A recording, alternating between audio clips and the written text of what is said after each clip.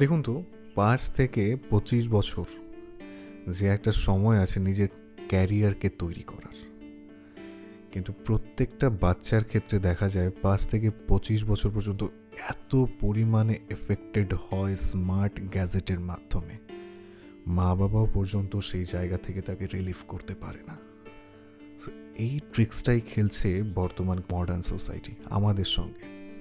আপনি দেখুন, আমরা যে ফোন ঘাঁটি 24 ঘন্টার মাঝে যতটুক সময়, কেউ তো এমনও আছে 22 ঘন্টাও ফোন ঘাঁটে, কেউ আছে 10 ঘন্টা, 3 ঘন্টা, 2 ঘন্টা, 1 ঘন্টা।